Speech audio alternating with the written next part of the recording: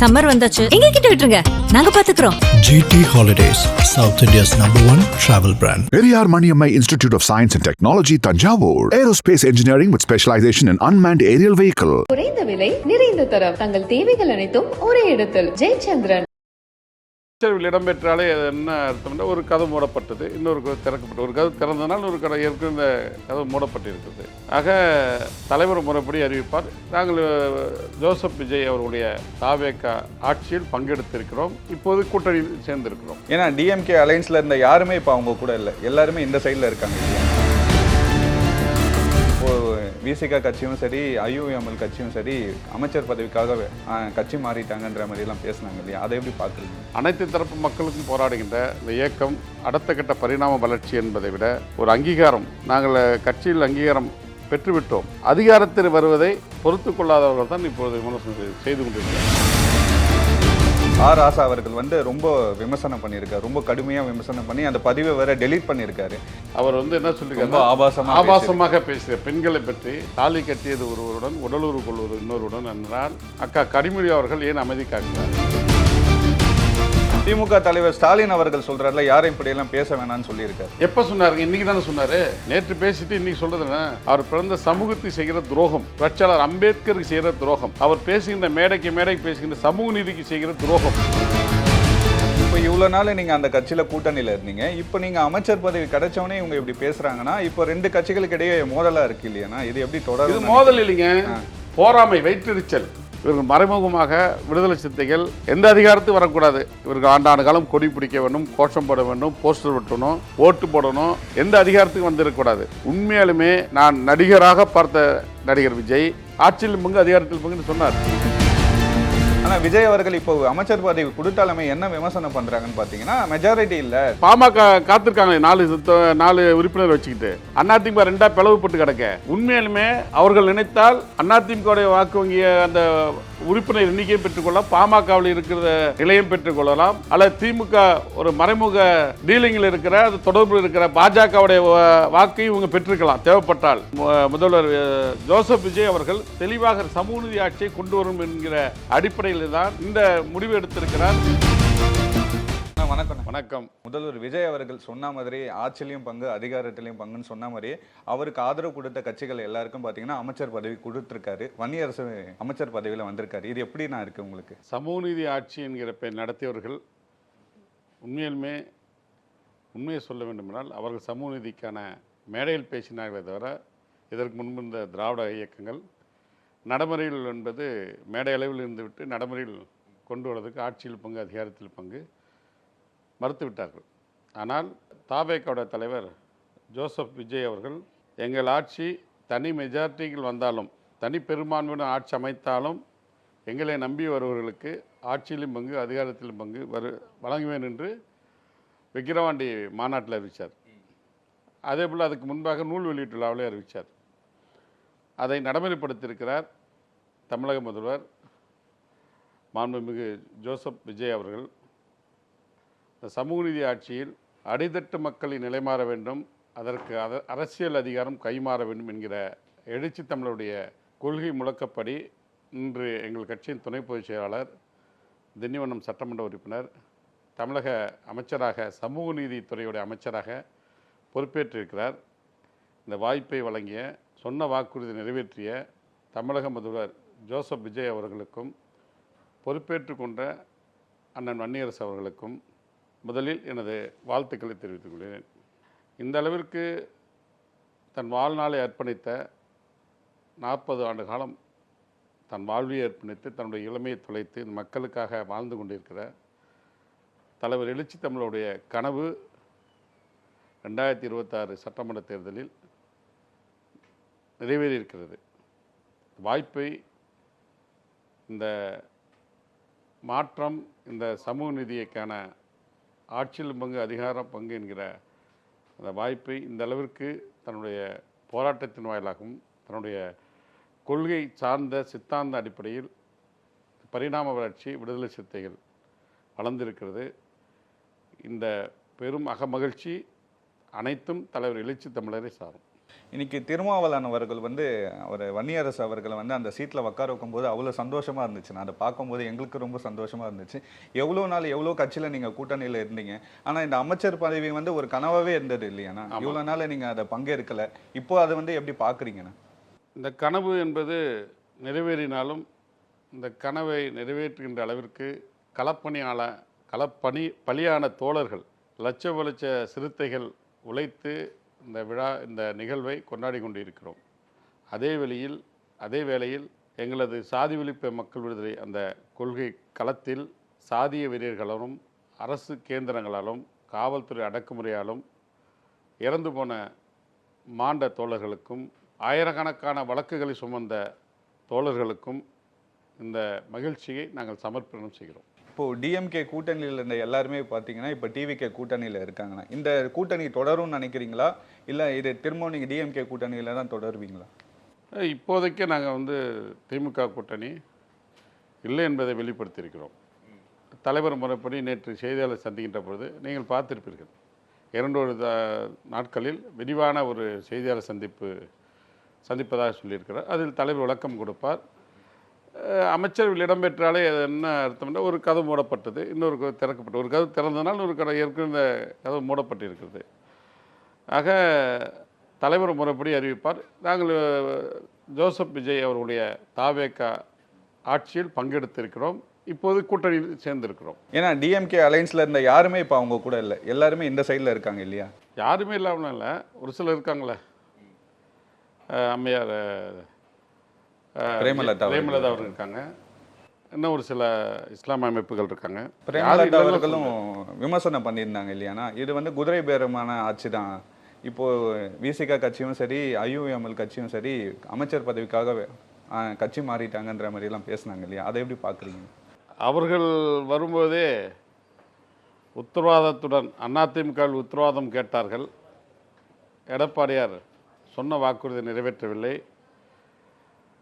வாய்மொழி உத்தரவை நடைமுறைப்படுத்தாத அதிமுகவுடன் கூட்டணியில் இருந்தார். பிறகு இப்பொழுது வெளியேறி திமுக கூட்டணியில் நடந்து முடிந்த சட்டமன்ற தேர்தலில் வந்தார். அதுக்கு என்ன சொன்னார்? சொன்ன வாக்குறுதி நிறைவேற்றவில்லை. என்ன வாக்குறுதி? அது குதிரை பெறம் இல்லையா? இப்பொழுது திமுக ஆட்சிக்கு வந்த உடனே வரும்போதே என்ன உத்தரவாதத்தை கேட்டார்? தனது தம்பிக்கு நாடாளுமன்ற உறுப்பினர் மேலவையில், அது குதிரை பெறம் இல்லையா?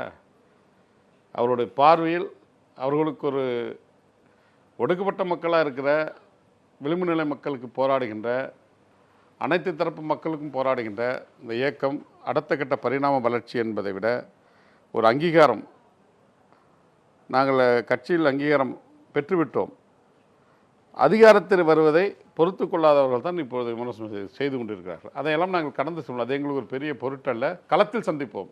தேர்தல் காலத்தில் திமுக கட்சியினுடைய துணை பொதுச் செயலாளர் ஆர் ராசா அவர்கள் வந்து ரொம்ப விமர்சனம் பண்ணியிருக்காரு, ரொம்ப கடுமையாக விமர்சனம் பண்ணி அந்த பதிவை வேற டெலீட் பண்ணியிருக்காரு. இதை எப்படி நான் பார்க்குறீங்க? இப்படி பேசியிருக்க வேணாம் இல்லையா? இவ்வளோ நாள் நீங்கள் அவங்க கூட்டணியில் இருந்தீங்க, இப்போ இப்படி பேசுகிறாங்க இல்லையா? தலைவர் கலைஞர் இருந்தால் இப்போ அந்த மாதிரியான நடவடிக்கையில் ராஜா இறங்கியிருக்க மாட்டார். தலைவர் கலைஞர் அவர்கள் நாடாளுமன்ற தேர்தல் 2014 என்று நினைக்கிறேன், அப்பொழுது தலைவர் கலைஞர் என்ன சொன்னார் என்றால், விசிகா கூட்டணிக்கு இடம் இருக்கிறது அந்த செய்தியாளர்கள் கேட்டபொழுது, மனதில் இருக்கிறது, வேண்டுமென்றால் பாமகவுக்கு ஒதுக்கின்ற தொகுதியில் உள்ஒதுக்கீடு செய்து கொள்ளட்டும் என்று ஒரு மறைமுகமாக சொல்லியிருக்கிறார். அப்பொழுது தலைவர் கலைஞர் சொன்னால், என்னிடம் ராஜா இருக்கிறார் தலித் பிரதிநிதி என்கிற அடையாளத்தை படுத்தினார். அப்போ ராஜாவை எதுக்காக வச்சுருக்காங்கன்னு வெகு மக்கள் நீங்கள் தான் புரிஞ்சுக்கணும். திமுகவில் ஒவ்வொரு சமூகம் சார்ந்த தலித் பிரதிநிதிகளை வைத்திருப்பது, தலித் பிரதிநிதிகளை, அதாவது ஒவ்வொரு சமூகம் சார்ந்த பிரதிநிதிகளை வைத்திருப்பது அவர்கள் அரசியல் செய்வதற்காக தவிர இது ஒரு முதிர்ச்சியற்ற தன்மையான வார்த்தை. இந்த நேரத்தில் ஏன் அவர் சொன்ன வார்த்தையை நான் மக்களுக்கு சொல்லியாக வேண்டும். ரொம்ப கூசுது. இருந்தாலும் அவர் என்ன சொல்லியிருக்காரு, ஆபாசமாக பேசுகிற பெண்களை பற்றி, தாலி கட்டியது ஒருவருடன் உடலுறவு கொள்வது இன்னொருடன் என்றால் அக்கா கனிமொழி அவர்கள் ஏன் அமைதி காக்கிறார்? அண்ணன் பொன்முடி அவர்கள், முனைவர் பொன்முடி அவர்கள் ஒரு மேடையில் சிற்பங்களை வர்ணித்து சொன்னார், உடனடியாக கொந்தளித்தார். உடனே அவருடைய பதவியை மந்திரி சபையை எடுத்தார்கள். ஆக ஒரு கட்சியுடைய சமூக நீதி பேசுகின்ற ஆர் ராசா அவர்கள் இது போன்ற பெண்களை ஒரு ஆபாசமாக பேசிய கொச்சைப்படுத்திய ஆர் ராசா அவர்களை எனது ஊர்காரர் தான் இந்த எங்கள் மாவட்டத்துடைய அடையாளம் என்று நாங்கள் சொல்லிக் கொள்வது எப்பொழுதுமே பெருமைப்படுகிறோம். ஆனால் அனைத்தையும் புதகுழியில் போடுகின்ற அளவிற்கு ஒடுக்கப்பட்ட மக்களுடைய விடுதலைக்காக போராடுகின்ற ஒரு தலைவரை கடந்த ஒரு வருடமாக பல நேரங்களில் ஒரு 6 மாதத்துக்கு முன்பாக தேர்தலுக்கு முன்பாக சாதி தலைவர் என்று சொன்னார். நாங்கள் நடத்துவது சாதி ஒழிப்பு மக்கள் விடுதலை. இவர்கள் சமூக நீதி ஆட்சி நடத்தினார்கள், மறுக்கவில்லை. நாங்கள் கூட்டணியில் இருந்தோம். தலைவர் கலைஞருடைய ஆட்சி காலத்திலும் இருந்தோம். நிகழ்காலத்தில் நாங்கள் பயணித்திருக்கிறோம். ஆனால் அண்ணன் பொன்முடி அவர்கள் பேசிய பேச்சுக்கு அக்கா கனிமொழி நாடாளுமன்ற உறுப்பினர்கள் அவர்களும் துணை பொதுச்செயலாளர்கள் அப்பொழுது காட்டிய வேகம் இப்போது எங்கே போய்விட்டது? ஏன் அமைதி காக்கிறார்கள்? ஏன் நடவடிக்கை எடுக்கவில்லை? உடனே வேறொரு செய்தியை முட்டுக்கட்டன்னு போடுறாரு. திமுக தலைவர் ஸ்டாலின் அவர்கள் சொல்றாருல, யாரும் இப்படியெல்லாம் பேச வேணாம்னு சொல்லியிருக்காரு. எப்போ சொன்னாருங்க? இன்னைக்கு தானே சொன்னாரு. நேற்று பேசிட்டு இன்னைக்கு சொல்றதுன்னா தொப்புள்ள கிள்ளிட்டு தொட்டிலாட்டுறதுல என்ன நியாயம் இது? நான் அண்ணன் ராஜா அவர்களை இந்த நேரலை வாயிலாக வன்மையாக கண்டிக்கிறேன். உங்களது போக்குகளை மாற்றிக்கொள்ளுங்கள். 2001ஆம் ஆண்டு நீங்கள் அமைச்சரவையில் 99 அமைச்சரவையில் இருந்தபோதும் சரி, மத்திய அமைச்சராக இருந்தபோதும் சரி, பல இடங்களில் சொல்லியிருக்கிறீர்கள், என்னிடமே சொல்லியிருக்கிறீர்கள். இந்த இருக்கை அமைச்சராக இருந்தபோது டெல்லியில் சொன்னார் அவர் இல்லத்தில், இந்த இருக்கை விடுதலை சிறுத்தைகள் என்கிற ஒரு கட்சியால், எங்கள் கட்சியில் அவருடைய தலைவர் மேடைக்கு மேடை பேசியதனால் இந்த இடத்திற்கு கோர வைத்து அழகு பார்த்திருக்க திமுக என்று சொன்னவர் அண்ணன் ராசா அவர்கள். இதையெல்லாம் மறந்துவிட்டு அவர் பேசுவது அவர் பிறந்த சமூகத்தை செய்கிற துரோகம், புரட்சியாளர் அம்பேத்கருக்கு செய்கிற துரோகம், அவர் பேசுகின்ற மேடைக்கு மேடை பேசுகின்ற சமூக நீதிக்கு செய்கிற துரோகம். இந்த காலப்போக்கு மாற்றவில்லை என்றால் கண்டிப்பாக சிறுத்தைகள் இனியும் பொறுத்திருக்க மாட்டார்கள். சில மணி நேரத்திற்கு முன்பு அறிவாலயத்தில் எந்த ஓட்டம் ஓடினார் என்று செய்தியாளர்களை சந்திக்காம போயிட்டார். அறிவார்ந்த ஒரு அறிவுஜீவி தான், மறுக்கவில்லை. அப்பிகேப்ப அவருடைய அறிவுஜீவி தன்மையை குழம்பி போகிறது. தளபதி திமுகவுடைய தலைவர் தளபதி ஸ்டாலின் அவர்கள் அமைச்சர் பொன்முடி அப்பொழுது இருந்த அமைச்சர் பொன்முடி மீது பேசியதற்காக எடுத்துவிட்ட நடவடிக்கை இன்று ஆர் ராசா மீது நடவடிக்கை எடுக்காது ஒரு வித்தையாக இருக்குது, கேள்விக்குறியாக இருக்குது. பதிலளிக்க வேண்டும். இப்போ இவ்வளோ நாள் நீங்கள் அந்த கட்சியில் கூட்டணியில் இருந்தீங்க, இப்போ நீங்கள் அமைச்சர் பதவி கிடைச்சவனே இவங்க இப்படி பேசுகிறாங்கன்னா இப்போ 2 கட்சிகளுக்கு இடையே மோதலாக இருக்கு இல்லையானா? இது எப்படி தொடரும்? இது மோதல் இல்லைங்க, போராமை, வயிற்றெரிச்சல். நான் இந்த நேரலைக்காக சொல்லவில்லை. நானே பாரம்பரியமான திமுக குடும்பத்தில் பிறந்தவன் தான். எங்கள் அப்பாவும் திமுகவில் இருந்தவர். அண்ணன் ராஜாவுக்கு தெரியும், அனைத்து மூத்த தலைவர்களுக்கு தெரியும். ஆக இதுதான் அவர்களுக்கு கற்றுக் கொடுத்த கடமை, கண்ணியம், கட்டுப்பாடா? இந்த 3க்கான கொள்கை முழக்கங்களை நெருப்பில் தீயிட்டு விட்டார். முரசொலியில் கட்டுரை எழுதுகிற தலைவர் கலைஞராக தான் சரி, திமுக தளபதி முன்னாள் முதல்வர் தளபதி அண்ணன் ஸ்டாலினாக இருந்தாலும் சரி, இந்த கடமை, கண்ணியம், கட்டுப்பாடை அவர்களுடைய கட்சியில் மூத்த உறுப்பினர்களுக்கு இன்னும் பயிற்சி எடுக்க வேண்டும். இப்போ டிஎம்கே அலைன்ஸில் இருந்திருக்கீங்க, நீங்கள் ஏடிஎம்கே அலைன்ஸில் இருந்திருக்கீங்க. இன்னைக்கு விஜய் அவர்கள் பார்த்தீங்கன்னா இவங்க யாரும் பண்ணாத ஒரு விஷயத்தை விஜய் அவர்கள் இன்னைக்கு பண்ணியிருக்காரு இல்லையா சார்? இது எவ்வளோ சந்தோஷமாக இருக்குது உங்களுக்கு? இல்லை, செய்யாததை செஞ்சுருக்காருனாக்கா அது என்னன்னாக்கா, இப்போ திமுகவுடைய எதிர்ப்பாளை பார்த்தீங்கன்னாக்கா இவங்க குலத்தொழில் செய்கின்ற கலாச்சாரத்தை நான் கையாளணும்னு எதிர்பார்க்குறாங்க. இப்போ நம்ம மும்மொழி கொள்கையை எதிர்க்கிறோம். ஆர்எஸ்எஸ் சின்ன சித்தாந்தம் பயிற்சி கொடுக்குது. அதை தான் இவர்கள் மறைமுகமாக விடுதலை சிறுத்தைகள் எந்த அதிகாரத்துக்கும் வரக்கூடாது, இவர்கள் ஆண்டாண்டு காலம் கொடி பிடிக்க வேண்டும், கோஷம் போட வேண்டும், போஸ்டர் ஒட்டணும், ஓட்டு போடணும், எந்த அதிகாரத்துக்கும் வந்துடக்கூடாது. உண்மையாலுமே நான் நடிகராக பார்த்த நடிகர் விஜய் பல நேரலே சொல்லியிருக்கிறேன், இப்பொழுது சொல்கிறேன். தேர்தல் சந்தித்து வாக்கு எண்ணிக்கை முடிந்து தீர்ப்பு கிடைக்கிற வரை, அதாவது அறிவிப்பு வருகிற வரை அவர் நடிகராக பார்த்தேன். ஆனால் மக்கள் அங்கீகரித்திருக்கிறார்கள். மாற்றங்கள் வரலாம் காலப்போக்கில், அது ஒன்றும் பிரச்சனை. அது ஒவ்வொரு ஆட்சியுடைய நடவடிக்கை பொறுத்திருக்கு, மக்களுடைய மனநிலை பொறுத்திருக்கு. சொன்ன வாக்குறுதி நிறைவேற்றினால் மீண்டும் ஆட்சிக்கு வருவார்கள். மக்களுடைய தேவைகளை பூர்த்தி செய்தால், மக்களுக்கான திட்டங்களை நிறைவேற்றினால் மீண்டும் ஆட்சிக்கு வருவார்கள். அவர் திட்டங்கள் நிறைவேறவில்லை, மக்களுடைய கோரிக்கைகள் நிறைவேற்றவில்லை என்றால் அனைத்து மாற்றத்துக்குள்ளாகும். இதுவும் நிரந்தரமானதல்ல. ஆனால் திமுக உண்மையாலுமே சமூக நீதி ஆட்சி இருந்தால் போன முறை விசிக்கு 6 கொடுத்து 4 வெற்றி பெற்றோம். அதில் 2 பொது தொகுதி 2 ரிசர்வ் தொகுதி வெற்றி பெற்றோம். உண்மையிலுமே சமூக நீதி ஆட்சி இருந்தால் கண்டிப்பாக அப்பயே அவர்கள் கொடுத்திருந்தால் உண்மையிலுமே சமூக நீதி அதை நாங்கள் மறுக்கலை. ஆனால் இவர் ஆட்சியில் எண்ணிக்கை கம்மியாக இருக்கிற ஒரு காரணத்துக்கு அவர் அப்பவே சொல்லிட்டார், மாநாட்டிலே அறிவிச்சிட்டாரு, நாங்கள் தனிப்பெரும் கட்சி ஆட்சி அமைத்தாலும் எங்களை நம்பி வருகின்ற எங்கள் கூட்டணியில் வருகின்ற தோழர்களுக்கு உரிய அங்கீகாரம் வழங்கப்படும், கூட்டணி ஆட்சியில் பங்கீடு தரும் என்று அப்பவே அறிவித்தார். ஆட்சியில் பங்கு அதிகாரத்தில் பங்குன்னு சொன்னார். இவ்வளவு நாள் உங்களுக்கு அந்த வருத்தம் இருந்துச்சு. ஆனால் 4 சீட்டு வின் பண்ணி உங்களுக்கு அமைச்சர் பதவி கொடுக்கல. ஆனால் விஜய் அவர்கள் இப்போ அமைச்சர் பதவி கொடுத்தாலுமே என்ன விமர்சனம் பண்றாங்கன்னு பார்த்தீங்கன்னா, மெஜாரிட்டி இல்லை, கூட்டணியிலேருந்து வெளியே போயிட போறாங்கன்னு அமைச்சர் பதவி கொடுத்துருக்காங்கன்ற மாதிரி பேசுறாங்கல்ல. இல்லை, அப்படி பார்த்தா பாமக காத்திருக்காங்க 4 உறுப்பினர் வச்சுக்கிட்டு. அதிமுக 2 பிளவுபட்டு கிடக்க. உண்மையிலுமே அவர்கள் நினைத்தால் அதிமுகவுடைய வாக்கு வங்கிய அந்த உறுப்பினர் எண்ணிக்கையும் பெற்றுக்கொள்ளலாம், பாமகவில் இருக்கிற நிலையம் பெற்றுக்கொள்ளலாம், அல்லது திமுக ஒரு மறைமுக டீலிங்கில் இருக்கிற அது தொடர்பில் இருக்கிற பாஜகவுடைய வாக்கையும் இவங்க பெற்றிருக்கலாம் தேவைப்பட்டால். ஆனால் முதல்வர் ஜோசப் விஜய் அவர்கள் தெளிவாக சமூக நீதி ஆட்சியை கொண்டு வரும் என்கிற அடிப்படையில் தான் இந்த முடிவு எடுத்திருக்கிறார். அந்த அடிப்படையில் இப்போ 144 ஓட்டு வாங்கியிருக்கிறார். சட்டசபையில் தனி மெஜாரிட்டி வாக்கெடுப்பில் வெற்றி பெற்றிருக்கிறார்.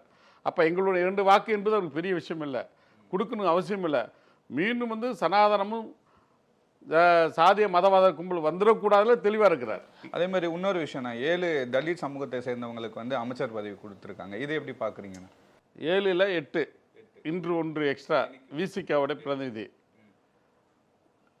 நாங்கள் அதில் எனக்கு முன்பு சொன்னது போல இந்த நலத்துறையை தலித் பிரதிநிதி ஒப்படைத்திருக்க வேண்டும். அது என்னுடைய ஆவா. ஏனென்றால் கோயிலுக்குள் நுழையக்கூடாது, தின்றத்தாகாதவன் என்று கோயில் வாசல் நிறுத்திய அந்த கலாச்சாரத்தை முறியடிப்பதற்கு ஒரு தலித் பிரதிநிதியை ரமேஷ் அவர்களே விமர்சனம் பண்றாங்க. அவர் ஒரு பிராமணர், அவருக்கு அந்த வாய்ப்பு கொடுத்திருந்தால் உண்மையுமே நாங்கள் இன்னும் கூடுதலாக மகிழ்ச்சி அடைந்திருப்போம். ஆக 8 பிரதிநிதிகள் இன்று சட்டமன்றத்தில் அமைச்சராக இருக்கிறார்கள். 4 பெண்கள். இதுதான் முக்கியமான ஒரு 4 பெண்கள். ஜெயலலிதா அவர்கள் தான் 3 அமைச்சர்கள் 4 ஆயிருக்காங்க. உண்மையிலுமே இந்த விஷயத்துல அம்மையார் ஜெயலலிதா எவ்வளவு ஸ்ட்ராங்கா சில விஷயங்கள் முடிவெடுப்பாங்களோ, தனிப்பட்ட முறையில் விஜய் அவர்கள் அவரை பற்றி பல்வேறு விமர்சனம் வந்தாலும் அவரை பற்றி சில தகவல் வந்தாலும் ஒரு சில முடிவுகள் அவர் மட்டுமே எடுக்கிறாருங்கிற தகவல் கிடைச்சிருக்குது. அது பார்க்கின்ற போது அம்மையாருடைய ஜெயலலிதாவுடைய முடிவுகளில் ஓரளவுக்கு ஒத்து போகிற மாதிரி அவருடைய முடிவுகள் இருக்குது. ஆக 8 உறுப்பினர்களை 8 அமைச்சர்களை வழங்கிய, அதுவும் பட்டியலின சமூகம் என்கிற அடையாளத்தை தகர்த்து அறிகின்ற அளவிற்கு ஒரு சமூக நீதி கோட்பாட்டை நடைமுறைப்படுத்துவதற்காக இந்த வாய்ப்பை வழங்கியிருக்கிறார். அதற்கும் நாங்கள் நன்றி சொல்கிறோம். இப்போ கம்யூனிஸ்ட் கட்சி மட்டும் எதனால் அமைச்சர் பதவி வேண்டான்னு சொல்லியிருக்காங்க? கம்யூனிஸ்ட் எப்பயுமே ஒன்று அவங்க ஆட்சி எந்த மாநிலத்தை பாருங்கள், அவங்க தனிப்பெரும் ஆட்சி அமைத்தால் மெஜாரிட்டிக்கான உறுப்பினர் வெற்றி பெற்றால், இப்போ கேரளாவாக இருக்கட்டும் அல்ல எந்த மாநிலமாக இருக்கட்டும், அவர்கள் ஆட்சி அமைப்பு. ஆனால் மற்றவர்கள் ஆட்சி அமைப்பு தேவைப்பட்டால் வெளியிருந்து, ஏனென்றால் அப்போ தான் குறைகளை சுட்டி காட்ட முடியாது, போராட்டம் நடத்த முடியாது, மக்களுக்கான குறைகளை மக்கள் மன்றத்தில் பேச முடியாது. அப்போ எதிர்கட்சியாக இருந்தாலும் வெளியிலிருந்து ஆதரவு தெரிவித்தாலும் மக்களிடமிருந்து மக்களுக்கான கோரிக்கைகளும் மக்களுக்காக போராடுவதற்கான அந்த வாய்ப்பை தான் அவர்கள் எப்பொழுதுமே எடுத்து நடைமுறைப்படுத்தி கொண்டிருக்கிறார்கள். இதுதான் உண்மை. இடதுசாரிகளுடைய சிந்தனையும் சித்தாந்தமும் அதுதான். மக்களுக்கான குரல் எங்கேருந்தான் ஒலிக்கணும் அப்படிங்கிற அடிப்படையில் தான் வெளியிலிருந்து ஆதரவு தராங்க. தனி ஆட்சியாக அமைஞ்சாங்க. தனி உறுப்பினர் தமிழ்நாட்டிலே 112 உறுப்பினர் வந்தால் ஆட்சி அமைப்பாங்க. அதே மற்ற இப்போ தாபேக்கா கொடுத்துருக்க ஆதரவு மாரி எப்பயுமே கூட்டணி ஆட்சியில் இடம்பெறது எனக்கு தெரிஞ்சு நான் பார்த்ததில்ல. அதே மாதிரி இந்த எஸ்பி வேலுமணி அவர்கள் இன்னைக்கு பேசியிருந்தார். அமைச்சர் பதவி கொடுக்கலன்றதுனால திரும்ப அவங்க அதிமுகக்கே போயிட்டாங்க. இன்னைக்கு எங்களுக்குள்ள எந்த பிரச்சனையும் இல்லை, எடப்பாடி அவர்கள் தான் எங்களோட பொதுச் செயலாளர்ன்ற மாதிரியெல்லாம் பேசியிருக்காரு. இதை எப்படி பார்க்குறீங்க? இது மக்கள் தான் தீர்ப்பு கொடுக்கணும். பாவம் அந்த தொண்டர்களை, அந்த அம்மையார் உண்மையிலுமே நான் உள்ளுக்குள்ளே வேதனைப்படுறேன். அதிமுக என்கிற அந்த இருப்பை தகர்த்தெறிகின்ற வேலை தான் பாஜக செய்கிறது என்று எங்கள் தலைவர் பல 100 மேடைகள் சொல்லிவிட்டார். அம்மையார் ஜெயலலிதா இறந்த பிறகு இந்த தொடர்ந்து 10 ஆண்டு காலமாக பேசிக்கொண்டிருக்கிறார். அதை மீண்டும் அவர்களுக்கான அதிகாரம் கிடைக்கவில்லை என்கிறதுனால் மீண்டும் எடப்பாடியார் மீது பழியை போட்டுவிட்டு தன் பக்கம் இருக்க நியாயத்தை வெளிப்படுத்துகின்றார்கள். இது இப்ப மக்கள் எங்களுக்குள்ள எந்த பிரச்சனையும் இல்ல. நாங்க விஜய் அவர்களுக்கு ஆதரவு கொடுத்தது பாத்தீங்கன்னா எந்த ஒப்பந்தமும் கிடையாது. எங்களுக்கு அமைச்சர் பதவியில நாங்க கேட்கல, அவங்களும் கொடுக்கறேன்னு சொல்லல. மக்கள் ஒரு முடிவு எடுத்தாங்க, அதனால நாங்க சப்போர்ட் பண்ணோம். எங்களுக்குள்ள எந்த பிரச்சனையும் மக்கள் முடிவு எடுக்கல. இது என்ன இது சொல்றதுதான் வேதனையா இருக்குது. இப்போ விசிகா ஏன் வந்து ஆதரவு தெரிவிக்கல, ஏன் 2 எம்எல்ஏ வெற்றி பெற்ற பிறகு ஆட்சி அமைப்பதற்கு ஏன் தயங்குறாங்க? மக்கள் கேட்ட கேள்வி தானே, வெகு மக்களுக்கு ஊடகவியாளர் கேட்ட கேள்வி தானே. அதிமுக வந்து ஆதரவு தெரிவிக்க கேட்டிருக்காங்களா? அவர்களோ அவங்களுக்குள்ள இருக்கிற பதவி ஆசை அல்லது அனுபவிக்கின்ற சுகபோக அந்த பதவிக்காக அவர்களே பிரிந்துக்கிட்டாங்க. பதவி ஆசையில வந்தாங்க, கிடைக்கலங்கன்னா அவர் ஒரு தெளிவான முடிவு எடுத்திருக்காரு. உங்க பிரச்சனை சரி பண்ணிட்டு வாங்கன்னு தான் சொல்லி அனுப்பியிருக்காங்க. நாங்க வந்து அமைச்சர்கள் இடம் தர முடியாது, நீங்க உங்க சட்ட ரீதியாக வென்றுவாங்க. அப்படியா இருந்தாலும் நாங்க தான் இடதுசாரிகளும் விசிகாவும் தெளிவாக சொல்லிட்டோம்ல. அதிமுகவிலிருந்து வெளியில் வந்தவர்களுடைய ஒரு அணியினர் வந்து ஆட்சியில் பங்கெடுத்தால் நாங்கள் வந்து ஆதரவு பரிசீலிப்போம் இடதுசாரிகள் சொல்லியிருக்காங்க. நேற்று திருமாவளவன் அவர்கள் பேசியிருந்தாரு, அதிமுக இருக்க யாருக்கும் அமைச்சர் பதவி கொடுக்க மாட்டாங்க தகவல் எங்களுக்கு உத்தரவாதம் வந்த பிறகுதான் நாங்கள் வந்து இப்போ அமைச்சரவையில் இடம்பெறதுக்கான நாங்கள் வாய்ப்பு, நாங்கள் தொண்டர்களுடைய விருப்பத்தை நிறைவேற்றிருக்கோன்னு சொல்லி தலைவர் தெளிவாக சொல்லியிருக்காரு. ஆக இடதுசாரிகள் எந்த சித்தாந்தம் இருக்கிறார்களோ அதே சித்தாந்த கொள்கையில் எந்த இடத்தில் நாங்கள் வந்து சபலத்தனமாகாமல் பணி செய்வதுதான் எங்களுடைய கடமை. ஆக அதிமுக அவர்களுக்குள்ள இனிமேலாவது ஒன்றுபட்டிருந்தால் பாவம் அந்த தொண்டர்கள் அல்லாடி கொண்டு இருக்கிறார்கள். நான் 2 நாளாக கிராமத்துக்கு பக்கம் போயிருந்தேன், சொந்த ஊருக்கு போயிருந்தேன். அங்கே போனால் தொண்டர்கள் அதிமுக தொண்டர்கள் புலம்புறார்கள், என்ன இப்படி போதே சிதையுதே, இந்த அம்மா இருந்த பிறகு போயிடுச்சு, இவங்களுக்குள்ளே அடிச்சுக்கிறது நாங்கள் என்ன பண்ணோம். இப்போ நிறையா கிராமங்களில் நிறையா மாவட்டங்களில் அணியாக வந்து திமுக இணைகிறாங்க, தவக இணைகிறாங்க. அதை பாவம் அந்த எங்கள் தலைவர் வந்து ஆரம்பத்தில் சொன்னது அதுதான், அதிமுகவை பாதுகாக்க நம்முடைய கடமை, பிஜேபி இது கரைத்து விடும் என்று சொல்லியிருக்கிறார். அதே போல் கரைந்து கொண்டு இருக்கிறது, இனிமேலாவது விழித்து கொண்டால் நல்லதுதான். ரொம்ப நன்றிண்ணா. ரொம்ப நன்றி. சம்மர் வந்தாச்சு, எங்க கிட்ட விட்டுருங்க, நாங்க பாத்துக்கிறோம். GT Holidays, South India's #1 travel brand. Periyar Maniammai Institute of Science and Technology, Tanjavur. Aerospace engineering with specialization in unmanned aerial vehicle. குறைந்த விலை, நிறைந்த தரம், தங்கள் தேவைகள் அனைத்தும் ஒரே இடத்தில். ஜெயச்சந்திரன்.